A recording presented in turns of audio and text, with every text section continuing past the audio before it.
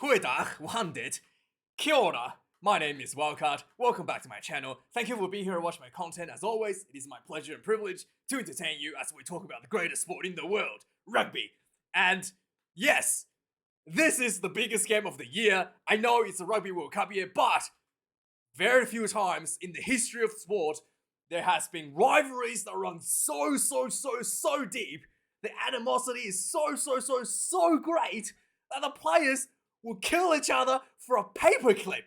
And that's what we're going to be witnessing this weekend in New Zealand, because there's nothing worse than losing to the Springboks in New Zealand for the Kiwis, and there's nothing better than getting revenge for losing at home last year to the Kiwis for the Springboks. And boy, the coaches have thrown the kitchen sink at this game, and the team lineup looks absolutely spectacular. We're going to go through it in a minute. But first up, let's go through some news. Some bad news for the Springboks. Eben Etzebeth. His father passed away a few days ago, and he is very close to his father. And he's announced as the captain prior to this event, and it is unclear at the moment as of recording this video, as reported, as you know, this news was came out last night.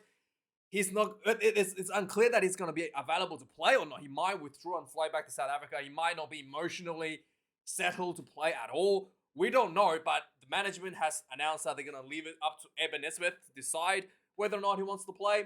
But yeah, hopefully, it's really sad tragedy for Eben and his family. So thoughts goes out to Eben. Hopefully he's going to be okay. And so yes, the history of the two teams goes all the way back to 1921, and it has been back and forth between two teams. And New Zealand had a bit of dominance run leading into the 2019 Rugby World Cup, and then Rassie Erasmus took over the Springboks in 2008, I think it was. And yes, really, the games between the two teams become much closer, much tighter. Since Rassie is in charge, it's almost just under 50% win rate for the Springboks, and the Springboks have managed that draw in Wellington and a win a win and a draw in Wellington 2 years back-to-back years. That was very big turnaround for the Springbok team for getting flogged 57 points to nil in Albany. Literally a couple years prior. So yeah, this match means so much to both teams, especially heading into the Rugby World Cup, to really, get that confidence that they can be the best team in the world. And we shall see. The lineups are very close. The players, the difference is very small, and I don't know how this game's going to turn out. But this is going to be at Mount Smart Stadium in Auckland. Based on let's just have a look. Some information. Yes. So my speculation is correct. This is a rugby league stadium, and I think it holds about 30,000 people max. So yeah, I think 25,000 people max. Looks like 25,000 people max. So yeah, the only So I was honestly a little bit mind blown that New Zealand Rugby didn't have the foresight to put this in a bigger stadium like Eden Park. And it's actually it doesn't it's really there's nobody in this world knows how to lose money than New Zealand, right? New Zealand Rugby, maybe with an exception to Australian Rugby, but I'm actually mind blown that they put this game in such a small stadium, such a monumental test match. But hey, that's Kiwis for you. That's New Zealand Rugby. This just means that it's even greater opportunity for the Springboks to show up and put out an upset. The weather going to Auckland, it's going to be quite good. A bit of overcast. I mean, this is probably as good as you can get for New Zealand, as long as it doesn't rain. The rain seems to be going to be holding off for a few more days. It's going to be a very good time for both teams. Dry surface, fast surface, and the speed, the tempo. It's going to be very crucial for both teams going in. For the conditions can be very good for both teams in that regards. The referee, obviously, we're going to talk about the referee. The 31st man on the field, and it's going to be Oh man, just it literally burns my eyes just looking at him. I'm just gonna block him out. Okay. Uh, Matthew Renal, the French referee. So yes, I guess we won't be seeing any sort of time wasting because he's very busy, man. He's probably gonna have to go play, on his phone after the game. What, Candy Crush? I think he likes. That's the game that he likes. He's too busy with that. So yeah, don't waste his time, please, guys. Just get on with the game. You know, let's look at the lineup. So obviously, this match has a few very, very big key areas that both teams are battling. Three key areas. It's that one is the front row, the tight head set piece, the set piece battle for both teams. Absolute physicality is really, really important. And then the back line is the center field position matchup. Both teams looking to crack the center field position and really wanted to generate fast ball out of those areas. And finally, it's the kicking game, the high ball, area ball. South Africa has been tremendously good with that kicking strategy with Willie LaRue, managing a lot of that from the fullback position, whilst the All Blacks has always had a bit more variety to their kicking game, and we shall see how those two match up in this monumental Test match clash of the Titans. So first up, let's go through the front rowers. This is the best two front rowers in the world right now, battling each other. I'm not joking. These tight head props are absolutely brutal machines when it comes to scrummaging. I mean, the Irish scrum is good. You might say the French scrum is good. The All Black scrum and the South African scrum is actually more technical and better. And the dominance the All Blacks has been showing in recent times, the South Africans showing in recent times, the South Africans absolutely destroyed the Wallaby scrum last week. And the All Blacks destroyed the Argentina last week. Ever since Jason Ryan taken over the All Blacks, scrum has been exponentially improved for the All Blacks. And this is absolutely... I can't wait. This is probably the most exciting area that I'm looking forward to. Believe it or not, this match is the scrummaging, how this is going to go. So for the All Blacks, at the starting number one position is I Am Groot. Come in for that number one jersey. And I Am Groot has been really, really good for the All Blacks. He was left out of the squad last year due to, fitness issues and some defensive issues. And he's been polished up a lot of that over the, course of the end of the year tour. And he's absolutely dominant in the scrummaging. Really, really, really interested to see how he's going to fare up against the Springboks. Because of the scrummaging, this is just, I can't wait for this battle. Number two spot, in typical Sir Fozzie style, he has opted for experience over power and strength. And maybe he wants to play, Somasoni Takiao as more of a finisher for the All Blacks, but Cody Taylor comes in number two jersey. Cody Taylor has also improved in his game quite a lot. He struggled a lot last year with his line-out throws. Had a pretty stellar season for the Crusaders this year. Still a little bit of an issue here and there, but much better than he was last year. And everybody knows that he's one of the best players in the maul for both the All Blacks and the Crusaders. And coming in number three, Tyrell Lomax, weighing in at 229 kilograms. He is absolutely spectacular for the All Blacks. Yeah, I mean, people might say that, he doesn't really have a ball running game. All that matters is the scrummaging dominance, the set piece, and he delivers that to absolute A+ for the All Blacks. And this is a huge challenge, even for Stephen Kitsoff, comes in number one for the Springboks. Last week, the Springbok scrum was really, really strong, and Stephen Kitsoff, especially in the loose side, given Alan Alatoa quite a lot of issues as well last week. Bungi Mbonambi comes in number two for the Springboks, and number three, Franz Malherbe, the big man, always reliable for that set piece. So I don't know what else to say. This is the most important area for both teams. Is that set piece, is that scrummaging, and comes in lock positions. The powerhouse behind the front rowers. Brody Retallick returns after getting a week off last week. Scotty Barrett retains his jersey number 5 after stellar performances last week. I'm always a big fan of Scotty Ricard Barrett. He is one of the players that has that championship quality. There's a reason that he's so successful with the Crusaders. There's a reason that he's a captain of the Crusaders. He has that championship quality when things get difficult.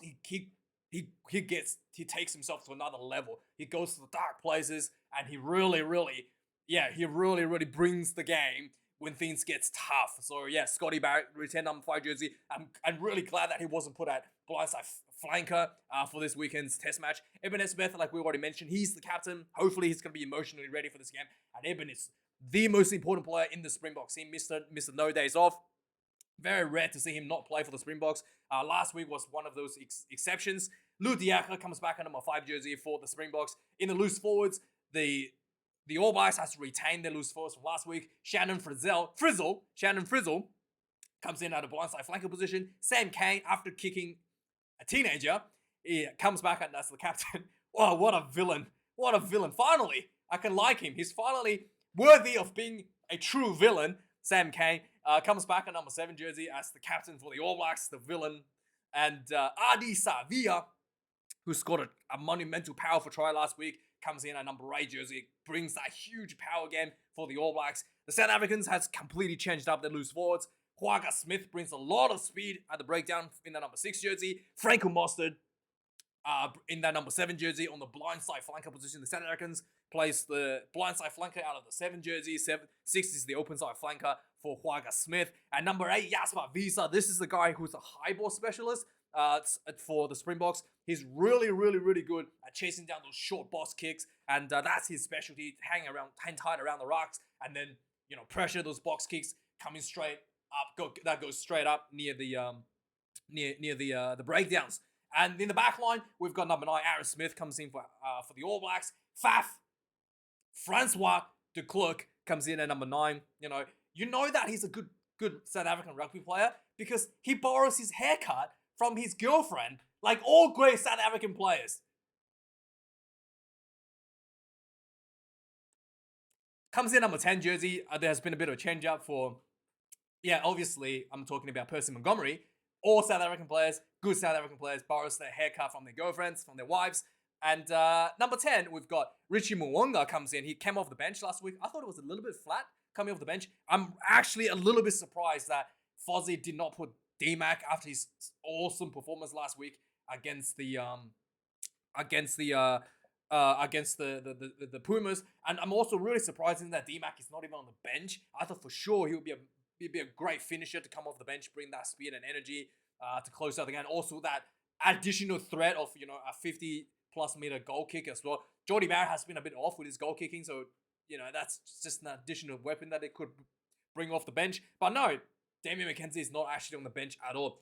Damian Willems, the greatest Springboks in the history of the Springboks, gets a number 10 jersey. Yes, so Willems is one of those more important players for the Springboks. He fills the role for every role in the Springbok backline. He's just that talented. He can play every position in the backline to a world-class level. In fact, the only position he doesn't play to a world-class level is the 10 jersey. So this is really throwing him into the deep end to give him that really important game time, allowing him to fully cover the 10 jersey, should that require going into the Rugby World Cup. It is, absolutely the biggest match he's ever played in the 10 jersey. He did play a few games out of the 10 jersey last year with the money in the bulk on the bench. So it's been a bit flat, but this will be, a massive challenge for him for the Springboks. His goal kicking hasn't been that great, so I'm guessing that Francois de Klerk will be doing the goal kicking. And it's gonna be. I don't know. Maybe they will let him kick as well. I don't know. They could probably just let him kick and see how that goes. But his goal kicking has been, very lackluster. We'll see how that goes and what the decision will be. Comes in number 11 jersey. This is absolutely the fastest two-player on the planet right now. I guess maybe not. But Mark Talea is absolutely the best winger in New Zealand right now, and potentially the best winger in the world. And this is the test match that he will be showing the world. This is the unveiling of Mark Talea to the world, okay? Last year, Mark Talea has been quite good for the All Blacks. Already there was a lot of talks, a lot of hype about him. But throughout the Super Rugby season, since nobody watched Super Rugby, I'll tell you, this guy, Mark Talea, has gotten even better than he was last year. He's absolutely Superman. The Blues rugby team, who have not made anywhere nearly as successful as they were in the Super Rugby without Mark Talea. He literally creates tries out of nowhere, and he makes people look like they're children on the field, and he just runs through them like they're absolutely nobody. He's so good, and I'm absolutely Absolutely can't wait to see him play for the All Blacks jersey this weekend. Marcus Jordan, my Pimpy, gets the number 11 jersey. Has fallen out of favour a little bit, believe it or not, because of the rise of Curly Ardenza. But Marcus Jordan, my Pimpy, gets the number 11 jersey for the Springboks. The centre combination, this is another huge area that both teams needs to win. Two different styles. Jordie Barrett comes in at number 12, brings a lot of playmaking out of the 12 jersey, as well as big hard running. Riku Ioane is an absolute best winger. One of the best wingers ever in the history of the All Blacks, but he plays out of the 13 jersey. You can tell he's been improving a lot of his work. Whilst both Jordie Barrett and Riku Ioane had a quiet season in their perspective club rugby at Super Rugby level, last week's performance was absolutely spectacular for both of them. Riku Ioane has really, I've noticeably improved a lot of his game as an outside centre. He's constantly looking for support runners when he makes the breaks, and it's just, really spectacular to see both players really started kicking into form in their new position, new roles. And Riku Ioane, in fact, I feel like he was actually a bit too fast last week for his support runners, but this week with Mark Talea, his teammate, and outside of him, and then Will Jordan, I feel like he's gonna have that speed that he brings when he makes a half break really is gonna pay off much better this weekend for the All Blacks. For the South Africans, Damien Dialendi, the brutalizer out of the 12 position, does a little bit of kicking game nowadays, but not so much. And Lukamu again, a guy that is probably the best winger, one of the best wingers in the Springbok jersey last year. He was put in the wing in one of the games, and he was just unbelievable, running over people left and right. So yeah, Lukamu again, extremely dangerous weapon out of the outside center position, and this is a really close matchup in that 13 jersey. Number 14, Will Jordan will be facing up the dreaded dreaded Cheslin Kobe. Again, Cheslin Kobe, one of the shortest players on the field. In fact, one of the shortest players in the Springbok team. I think only one shorter than him is what's his name? Herschel Yanshis, and I don't even think Herschel Yanshis is in the team. So, and yeah, just to show you, despite the fact that he's one of the shortest players in the team for the Springboks, he is the one he will be challenging the high ball. That's how athletic gifted this guy is. And Will Jordan, another guy who's absolutely unbelievable under the high ball. So these two guys will battle it out. Will Jordan has done things in Super Rugby this season. I literally couldn't believe that what I've seen. He has been, there were some moments where I couldn't believe my eyes that I saw in Super Rugby for the Crusaders. And despite being injured for a lot of the season, I don't even want, I just want to talk about this one time, okay? Just one time. This is how good Will Jordan is, right? This one time, there was a crossfield kick from the Blues. I think Beauden Barrett did a crossfield kick to... yes, I remember. Beauden Barrett did a crossfield kick inside the 22 to Caleb Clark on the wing. And Clark was just standing there waiting for the ball to land in his breadbasket. Will Jordan saw this. He was out of position. He was running towards Caleb Clark, basically have his back turned to the ball, right? Because the ball was coming behind him towards Caleb Clark. It's this crossfield kick.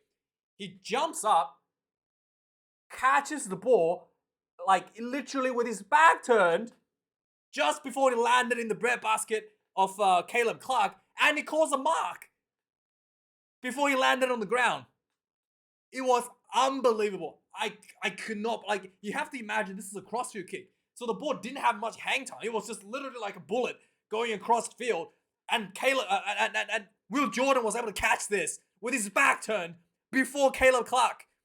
It's unbelievable how good this guy is. Anyway, so in the fullback position, again, Beauden Barrett has been, reluctantly put in the number 15 jersey again. And, Willie LaRue, I've talked about this again and again and again. He has been criticized so many times in the past, and he's just developed and grown. And he's, last year he had a very stellar year, and he's just really developed into that second playmaker for the Springboks. He controls the kicking game from fullback position, and then he moves up into the attack line to set up tries. We saw him again and again to creating space with the players out wide. The vision that he has from the fullback position allows him to go up to find the space, to find the overlaps for the Springboks, and he's been absolutely brilliant. The best player for the Springboks for a number of games last year. In fact, I thought last week he was probably the best player in the back line for the Springboks as well against the Wallabies. Now, quickly finish off this preview. Somasoni Takiyaho, the most powerful hooker in the world, will be coming off the bench, and he will be coming off the bench with Tamaiti Williams, the humongous prop for the Crusaders. He finally gets a debut for the All Blacks. He has been absolutely instrumental for the Crusaders for winning the Super Rugby, and he's only 22 years of age, and he's already a giant. He's absolutely brutal, and I can't wait to see him up against the Springboks, the veterans of the Springboks. Nipo Laulala retains number 18 jersey in the tight head position. For the Springboks, Malcolm Marks comes in number 16. Thomas Dutoit, another huge loose head prop for the Springboks, out at 17 jersey. And Vincent Cox, the veteran, gets a number 18 jersey for the Springboks. Tupovai gets number 19 jersey as a lock reserve. RG Snyman gets another shot off the bench for the Springboks. Last week when he came on the bench, I have never seen the guy so happy to be on the field. To be honest, he has been injured for a very long time, and you can tell this guy loves it playing for the Springboks. And I was just like, wow, this guy truly I really, it's very rarely do you see people laugh and smile as they're running around the field, getting belted left and right, and it was quite a sight. Dalton Papali'i gets number 20 jersey for the All Blacks, and Peter Seb Dutoit moves to Toy. Gets the number 20 jersey for the Springboks. Finlay Christie, number 21 jersey. Dwayne Vermeulen, the Ruck Vermeulen, the extra forward on the bench for the Springboks. Braden Ennell comes in number 22. Grant Williams, number 22 for the Springboks. And finishing up, Caleb Clark, a bit of a wasted pick, I think, for the All Blacks. I feel like surely this spot should have been for DMAC that covers more positions. Caleb Clark can only cover wingers. I genuinely don't understand why isn't DMAC here.